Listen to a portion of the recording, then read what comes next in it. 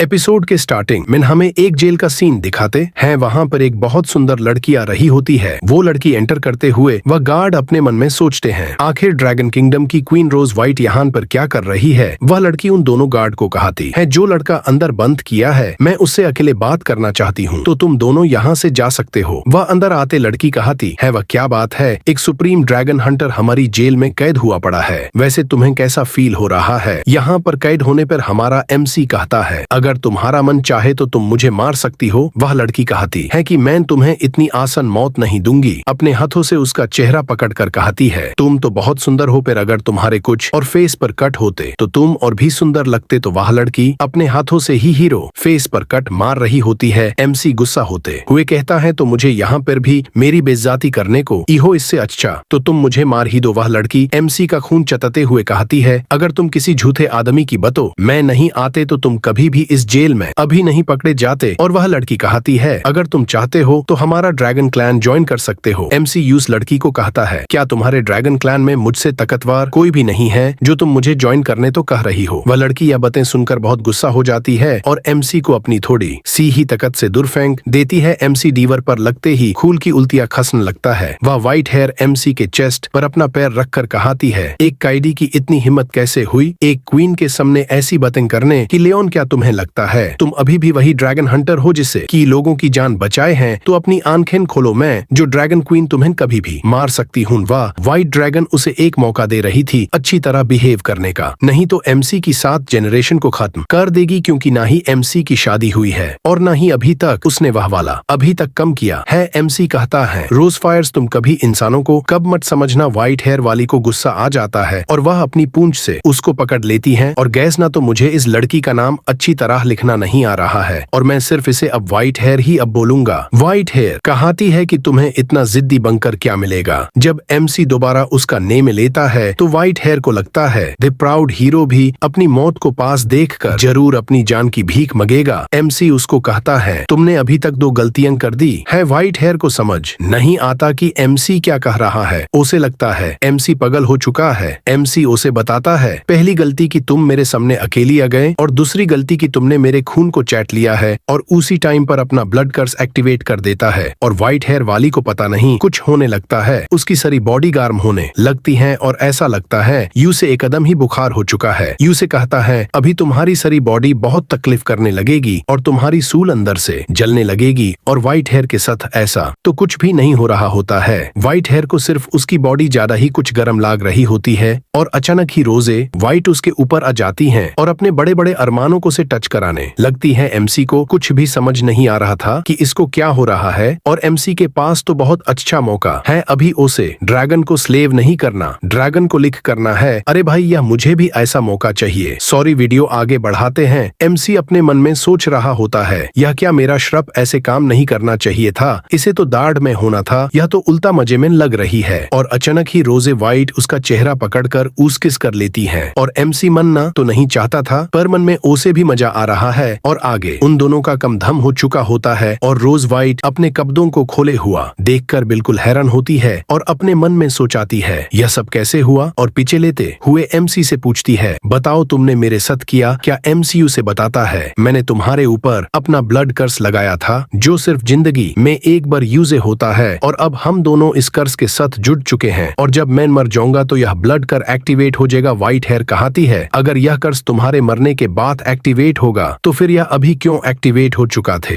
उसे बताता है, शायद इसका कोई साइड इफेक्ट होगा इसलिए वह गलती से एक्टिवेट हो चुका था। क्वीन रोज विच घबराते हुए उसे कहती है, हमारी ड्रैगन किंगडम में जब एक क्वीन किसी एक लड़के के साथ वह कर लेती है तो वह चीज वह किसी और के साथ नहीं कर सकती। MC यह सुनकर बहुत खुश होता है और उसे कहता है, रोज व्हाइट तुमने मुझे कहा था कि तुम्हारा कोई आगे जनरेशन नहीं होगी, अब मेरे साथ तुम्हारी भी कोई भी जनरेशन नहीं हो पाएगी क्योंकि तुमने पहले ही किसी और के साथ कर लिया है। रोज व्हाइट यह सुनकर बहुत गुस्सा होती है और अपना अटैक तैयार कर उसको मरने वाली ही होती है। MC यही चाहता था क्योंकि अगर वह उसे नहीं मरती तो वह कमजोरी के कारण से मरने ही वाला था। और बेहोश होने से पहले MC कहता है कि पूरी जिंदगी पछतावे में जीना और यह याद रखना कि यह सब चीजें एक इंसान ने की है। रोजे व्हाइट अपना अटैक वापस लेकर चुपचाप अपने कपड़े वापस दल लेती है और वह कहाती है वह कभी नहीं चाहती कि कोई छोटा मोटा इंसान उसे ऐसा बदला ले। रोजे वाइट एमसी के ऊपर कोई सिंपल कर्ज कर देती है और हमें बताते हैं एमसी के कुछ पास्ट का सीन की एमसी सबसे ताकतवर लेजेंडरी ड्रैगन हंटर है। जब 5 साल का था उसने अपने नबोर्स की लड़की को बचाने के लिए एक खतरनाक कुत्ते को एक ही अटैक से मार देता है। उसे ऐसा करते हुए एक ड्रैगन हंटर देख लेता है और उसे अपना चेला बना लेता है और 10 साल की उम्र में आते ही वह सुप्रीम एकेडमी चला गया था। उसने उसे एकेडमी में 4 साल में ही अपना बहुत बड़ा नाम बना लिया था और 5-6 साल में उसने ड्रैगन्स के खिलाफ होने वाली लड़ाई में अपना बहुत बड़ा हाथ दिया था। उसने बहुत सारे ड्रैगन्स को अकेला ही मारा था, तो इसी कारण से ही उसका इतिहास के पन्नों में सबसे ताकतवर ड्रैगन हंटर के नाम से मशहूर हो गया था। बहुत सारी लड़ाइयों में जीत दिलाए प्रताप तक जब तक वह ड्रैगन क्लैन से पकड़ा नहीं गया था। और नेक्स्ट सीन में हमें एमसी एक बेड पर लेता हुआ दिखाते हैं और एमसी प्योर 2 साल तक बेहोश रहता है और 2 सालों बाद वह वहां पर अपनी आंखें खोलता है और हैरान होकर कहा है उसे तो रोजे वाइट की हमले से मर जाना चाहिए था, फिर वह जिंदा कैसे है। वह आसपास देखता है कि वह एक बहुत सुंदर कमरे में लेता हुआ है। वह हैरान हो ही रहा था कि वहीं पर एक छोटी सी लड़की आती है और वह उसे देखकर बहुत खुश होती है, जैसे कि वह उसके ही उठने का इंतजार कर रही थी। एमसी बहुत हैरान होता है और अपने मन में गलत आइडिया लगा लेता है कि वह मरने के बाद हवान में आ चुका है, जहाँ पर इतनी सुंदर लड़की जो एक एंजल है वह उसके सामने आ गई है। वह लड़की उसे कहती है एंजल क्या होता है। एमसी उसके सामने झुकता है और उससे उसका नाम पूछता है। वह लड़की भी प्यार से अपना नाम मोया बताती है। एमसी हैरान होते हुए उसे देखता है कि इसके बल थोड़े अजीब है, पूरी साइड में तो इसके बल ब्लैक है पर थोड़ी थोड़ी जगह पर इसके बल व्हाइट है। वह लड़की एमसी को कहती है कि उसकी बॉब ने उसे बताया था मोया का मतलब मूड होता है। एमसी ये सुनकर बहुत हैरान होता है कि एंजल के भी मॉम डैड होते हैं। एमसी उसे अपना नाम बताता है कि वह लियोन कॉस्मोआ है। वह लड़की कहती है वह पहले से ही जानती है कि लियोन का मतलब लायन होता है। एमसी हैरान होते हुए और उसे पूछता है कि उसका नाम उसे किसने बताया है। वह लड़की कहती है यह नाम भी उसकी मोम ने उसे बताया है। एमसी हैरान होते उसे उसकी मोम का नाम पूछता है। वह लड़की भी अपनी मोम का नाम रोज वाइट बताती है। एमसी यह सुनकर बहुत हैरान होता है और उससे कहता है अगर वह उसकी मोम है तो फिर मैं यहाँ पर कौन हूँ। वह लड़की उसे कहती है तुम मेरे पापा हो। एमसी यह सुनकर बिल्कुल ही शौक में चला जाता है और एमसी को याद आता है यह किस टाइम का हादसा है और वहां पर अचानक से रोज वाइट आ जाती है और वह उसे छोटी लड़की को कहती है कि आखिरकार तुम्हारे पापा उठ ही गए और वह एमसी को देखकर बहुत स्माइल कर रही थी। एमसी ये देखकर बहुत गुस्सा हो रहा था। अपनी मोम के गले लगते हुए उसे कहती है कि मोम हर रोज उसे देखने के लिए आती थी और हर समय उसका ध्यान भी रखती थी। रोज वाइट इस चीज को कहती है। एमसी यह सुनकर उसे बिल्कुल भी यकीन नहीं होता और उसे रोज वाइट मोयन को कहती है इतने सलोन बाद तुम्हारे पापा उठे हैं, मुझे तुम्हारे पापा से कुछ बातें करनी है, तुम बाहर जाकर खेलो। मोयन उसकी बात मानकर बाहर चली जाती है और रोज वाइट उसके पास आ रही थी। एमसी उसे पूछता है क्या वह लड़की सच में हम दोनों की बेटी है। रोजे वाइट कहती है, फिर अपनी टेल से दरवाजे को बंद कर उसके पास आने लगती है। उसे कहता है तुम तो मुझसे नफरत करती हो, फिर तुमने मेरे बच्चे को जन्म दिया। रोजे वाइट कहती है तुम 2 सालों तक बेहोश रहे थे और तुमने जो मेरे साथ किया है मैं उसे कैसे भूल जाऊं, इसलिए मैंने यह सब किया। एमसी बताता है वह भी यह कुछ नहीं करना चाहता था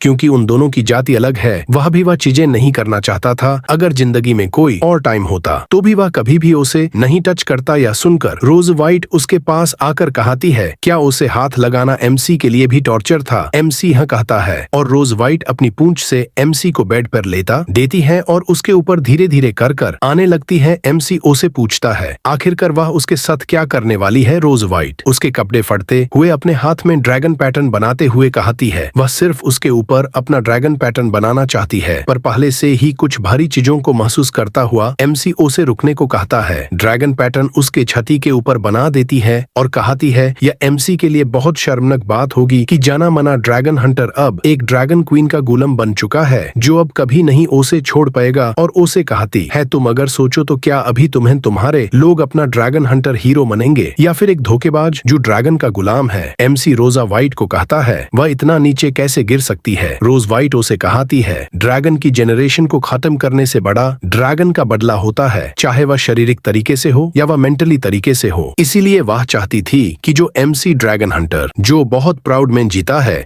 अब वह पूरी जिंदगी ड्रैगन हंटर बनने को कोसेगा और उसे हमेशा हमेशा के लिए रोज वाइट के साथ रहना होगा। और यह मेरे लिए भी बहुत अच्छी बात है कि मैंने सबसे पावरफुल ड्रैगन हंटर को ड्रैगन का गुलाब बना लिया है और यही उसका ड्रैगन के तौर पर बदला होगा। और उसके ऊपर लेती हुई उसे कहती है अब वह उसके साथ वह करने वाली है जो उसने उसके साथ शुरुआत में किया था। पर फर्क सिर्फ इतना है कि इस बार मैन लीड लेजी और हमें नेक्स्ट सीट में दिखाते हैं ड्रैगन क्वीन का पैलेस, जिसमें दो मेड जाते हुए आपस में बात कर रही थी कि हमारी उम्मीद आजकल बहुत खुश रहने लगी है। और दूसरी कहती है खुश हो भी क्यों न, क्योंकि इतने समय बाद उनका पति नींद से उठा है। और यह सब बातें एमसी उन दोनों की एक दीवार के पीछे से सुन रहा होता है और अपने मन में कहता है पूरी दुनिया को ही उसने बाता कर रखा है कि मैं उसका पति हूँ और वह डरावनी ड्रैगन क्वीन को क्या पता इतनी ज्यादा खूंखार है, उसने मुझे पूरी रात तक सोने नहीं दिया। पूरी रात वह मुझे चोसती रही और मेरी पूरी आज पीठ दुख रही है। मुझे कैसे भी कर यहाँ से भगन होगा। और वह बाहर जाकर देखता है कि दरवाजे पर बुस्टर गार्ड है। इसा से तो वह चुपचाप वहां से नहीं जा पाएगा, उसे कोई और तारीका ढूंढना होगा। वह अपने मन में कहता है यह थोड़ी अजीब बात है, जब मैं 2 साल पहले यहाँ पर आया था तो यहाँ की सिक्योरिटी बहुत सख्त थी, पर आज यहाँ पर सिर्फ 4 गार्ड ही क्यों है। मुझे कहीं और से जाना होगा। और एमसी देखता है एक दीवार के पास छोटा सा सर्कल है, वहां से जाने का एमसी को पता होता है कि यह कोई जाल है पर कोई और रास्ता न देखते किए वह कहता है जाल होगा, कुछ भी देखा जाएगा, पर यहाँ से निकालना भी जरूरी है। जाते हुए कहता है गुड बाय हबशी ड्रैगन क्वीन, कोई इतना थरकी भी कैसे हो सकता है। और वैसे भी वह जो मोयन बच्ची थी बहुत क्यूट थी, मैं अभी के लिए उसे तुम्हारे पास हाई छोड़ कर जा रहा। हन और मोयन एमसी को यह करते हुए देख ही रही थी और अपनी मॉम को कहती है पापा तो वहाँ से बहुत अच्छी तरीके से निकल गए हैं। रोज वाइट एमसी की तारीफ करते हुए कहती है यह सब चीजें तो वह बहुत अच्छी तरीके से करता है। और मोयन अपनी मॉम को कहती है कि वह कब उसे बड्डी बनाकर लेकर आएंगी। रोज वाइट उसे कहती है उसे अपने पापा के ऊपर ऐसे शब्द इस्तेमाल नहीं करनी चाहिए और उसी अपने डैड को इज्जत देकर बुलाना चाहिए। फिर मोयन कहती है फिर उसे कौन से शब्द इस्तेमाल करनी चाहिए। रोज वाइट कहती है कि डैड को पकड़कर लेकर आना। और हमें एमसी दिखाते हैं जिसको भगाते हुए कई दिन लग जाते हैं। वह अभी भी जंगल में भागी रहा होता है और भगाते हुए अपने मन में कहता है बस थोड़ी देर बाद ह्यूमन टेरिटरी आ जाएगी। वह अपने मन में कहता है इतनी दूर आने के बाद अब मुझे उसे ड्रैगन क्वीन से कभी नहीं मिलना होगा। तभी उसे पीछे हवामैन से कोई आवाज सुनाई देती है और वह कोई और नहीं होती ड्रैगन का रूप लिए रोज वाइट ही होती है, जो उसे कहती है मुझे नहीं पता था कि रेस लगाने में इतना मजा आता है। एमसी उसे देखकर घबराते हुए वहां से फिर भागने लगता है और वह अपने ड्रैगन में एमसी से बहुत ज्यादा तेज होती है। वह उसके सामने आकर उसका रास्ता रोक देती है। एमसी गुस्सा करते हुए उसे कहता है क्या मेरे साथ खेलना तुझे इतना पसंद है। रोज वाइट कहती है हन मैंने ही तुम्हें इस सिचुएशन में डाला है, मैंने ही अपने कास्टल के गार्ड कम रखे थे कि तुम भाग जाओ। एमसी उसे कहता है इन्हें चीजों का अंदाजा तो मुझे भी हो गया था कि यह एक जाल है, पर मुझे नहीं लगा था कि तुम मेरा पीछा इतनी जल्दी कर पाओगी। रोज वाइट उसे कहती है अगर तुम इंसानों की टेरिटरी में चले भी जाते हो फिर उससे भी कुछ नहीं होगा, क्योंकि तुम्हारे चेस्ट पर अब ड्रैगन मार्क है, इसलिए तुम जो मर्जी कर लेवा इंसान तुम्हें अपना दुश्मन ही मानेंगे। एमसी उसको कहता है अगर ऐसी बात होगी तो मैं सह लूंगा, तुम्हारे पास टॉर्चर होने से अच्छा है तो मैं अपनी लाइफ को शुरू से शुरू करूंगा, पर तुम्हारे पास दोबारा नहीं आऊंगा। रोज वाइट गुस्सा होते हुए कहती है मैंने तुम्हें इतने अच्छी तरीके से रखा और तुम्हें तो वह भी राज नहीं आया। और उसे अपने पंजों में लेकर हवा में उड़ जाती है और उसे कहती है चलो फिर मैं तुम्हारी थोड़ी मदद भी कर दूं वहां पर जाने में। और 3 घंटे बाद हमें इंसानों की टेरिटरी के पास दिखाते हैं जहां पर रोज वाइट एमसी को हवा में ही छोड़ देती है और एमसी चिल्लाते हुए नीचे गिर रहा था और वह जाकर पैड में गिर जाता है। वह सर के बल गिरकर उठ रहा होता है और वह कहता है मैं कौन हूँ, डोरेमन हंटर नहीं ड्रैगन हंटर। और एमसी देखता है कि रोज वाइट उसे सच में इंसानों की सिटी के पास ले ये है। एमसी हैरान हुई रहा था। वहीं पर रोज वाइट अपने बड़े रूप से छोटे रूप पे रह जाती है। वह उसके पास आकर कहती है एमसी को यह सिटी देखकर क्या अच्छा लग रहा है, पर वह इस सिटी में जा नहीं सकता। और उसी टाइम पर रोज वाइट का ड्रैगन मार्क एक्टिवेट हो जाता है और वहीं पर लियोन का भी मार्क एक्टिवेट हो जाता है और उसको कहती है अगर कोई एक जाना भी वह कम करने को तड़प रहा है तो यह मार्ग एक्टिवेट हो जाएगा। और उसके पास आते हुए एमसी को कहती है अगर लियोन का मन यहीं पर करने को कर रहा है तो वह उसकी इच्छा अभी ही पूरी कर देगी। और उसे कहती है वह उसे उसके टाउन के पास इसलिए लेकर ई है, वह उसके टाउन के पास करते हुए उसको शर्मिंदा फील कराना चाहती है। एमसी यह सुनकर गुस्सा होते हुए उसका हाथ पकड़कर उसे कहता है आज तो तुम यह वाला मौका ले लो, पर जब आगे जो कभी न कभी मुझे मौका मिलेगा तो मैं तुम्हें छोड़ूंगा ही नहीं, तुम इस चीज के लिए बहुत पछताओगी।